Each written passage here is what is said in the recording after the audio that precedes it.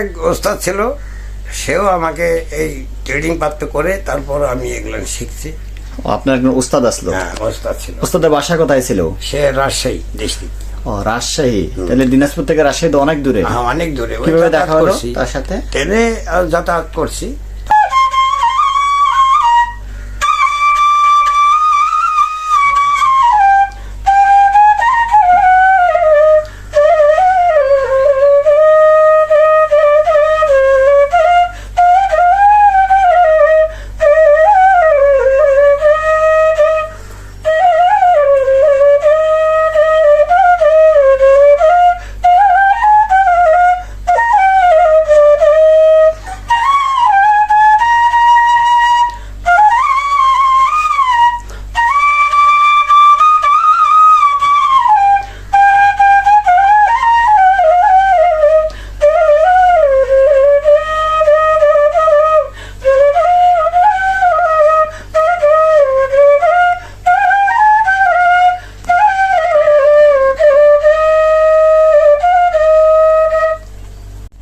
আচ্ছা, এটা কি গান গাইলেন?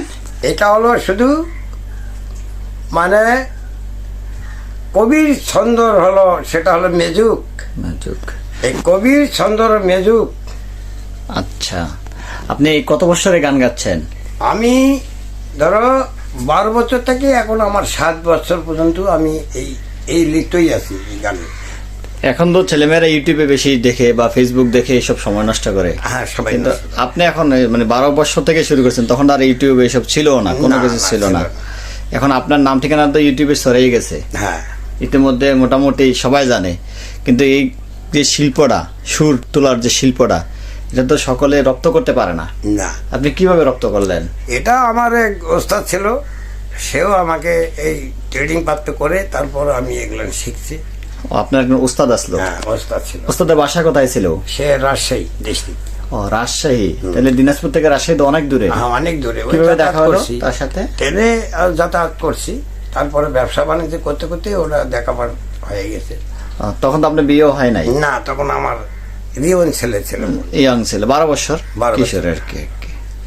তারপরে ওই উস্তাদ থেকে শিখছেন? হ্যাঁ, কত বছর শিখলেন? তখন আমি ওখানে ধরো 2-3 মাস ট্রেনিং করে তারপরে আমি নিজে নিজে হাতে নিলাম বাঁশিটা। এখন বয়স কত? এখন বয়স আমার ধরো তো 75। 75। এই 75 বছর বয়সে তো সুর মাশাআল্লাহ খুব সুন্দর। হ্যাঁ, এখন আমি এই যে বাঁশিটা এখন 75 বছরও আমি একটু বাজে বাজে। এই যে বাঁশি দেখতেছি, এই বাঁশিগুলো সব আপনি তৈরি করছেন? আমি নিজে তৈরি করি। এগুলো কি দ্বারা তৈরি হয়? এগুলা বাঁশ হলো তারাই বাঁশ, মানে মলি বাঁশ বলা হয়। মলি বাঁশ।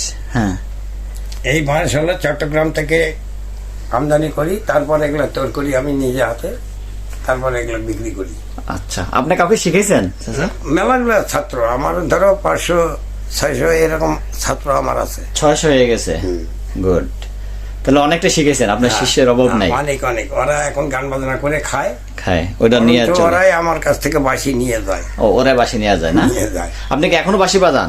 বানান? এখনো বানাই, এখনো বাজাই। বানান, বাজাই না? বিভিন্ন অনুষ্ঠানে বা কেউ বললে যান তাইলে? ঠিক আছে। আচ্ছা, তাহলে আমাদের আরেকটা সুরে শোনান। আচ্ছা।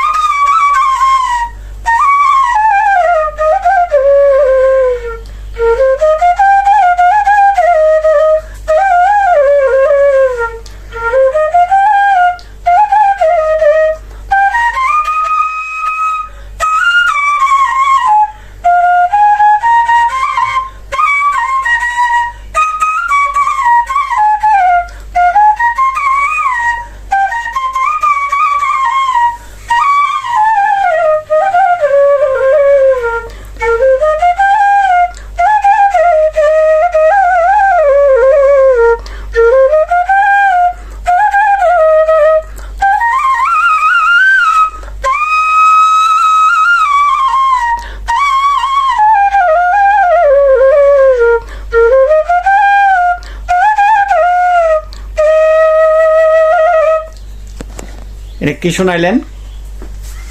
কোন গানের সুর? আমার লেখা গান। তোমার লেখা গান আমি। হ্যাঁ, তাই? জি।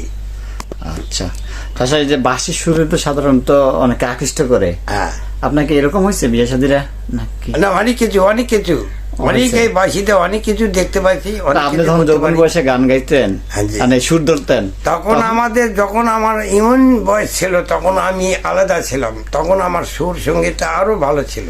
আচ্ছা, এখনো আমি যেগুলো বাজাবো হ্যাঁ, এখনো মনে করো যে ছেলেবেলারা ওগুলা জানি না। জানি না। তো আপনি আর একটা সুর নেন, আমি সেটা ভালোবাসি দিয়ে দিচ্ছি আপনার। আচ্ছা আচ্ছা, ঠিক আছে।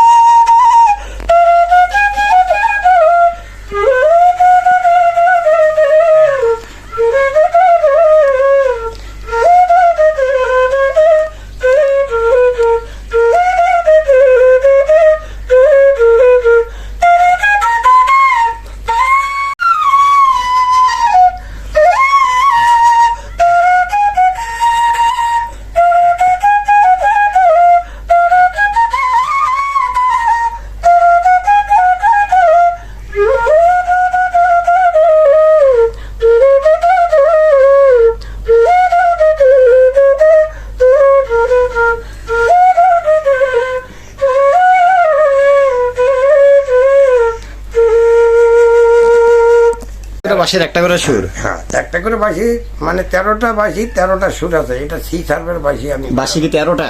13টায় 13টা দিয়ে সব গান কভার করা যায় সুরে? কভার গান। আচ্ছা, মানে আলাদা আলাদা বাঁশি বাজে, একটা দিয়ে হয় না সব? না, একটা দিয়ে হয় না, একটা দিয়ে হবে না। 13টা স্কেল যে বললেন, স্কেল এগুলো কি? স্কেল ধরো সি সার্ভ, হুম ডি সার্ভের হুম রেড, হুম, জি, জি, মানে বিভিন্ন, মানে ই, ই, এগুলা বাঁশির নাম। আচ্ছা, নাম। তো 13টা আবার যে 9 দেখলাম, 9D, না, ওগুলা আলাদা জিনিস, কিন্তু এই মানে সার্ভের উপরে ভিত্তি হবে। কোন শিল্পী কোন সার্ভের গান গাবে। কেউ রেপে গাবে, আচ্ছা, কেউ রেপ ছাড়ে গাবে, কেউ হলো 12 জিতে গাবে, খালি শুধু 12তেই গাবে, কেউ 13তে 13 13.5 গাবে। ঠিক নাই, গান মানে শিল্পীর কোনো ইয়ে নেই, মানে এই কারণে আপনার বাঁশিগুলো আলাদা আলাদা লাগে আলাদা না? আলাদা আছে। আমার বাঁশি হলো 13 খান বাঁশি। আচ্ছা, 13টা বাঁশি একটা সেট করতে গেলে 13টা বাঁশিই লাগে। আচ্ছা, তাহলে আমরা আর শুনবো কি না আজকে একটা? আর কি শুনবেন আর বলেন? একটা দেন দেশের গান। আচ্ছা,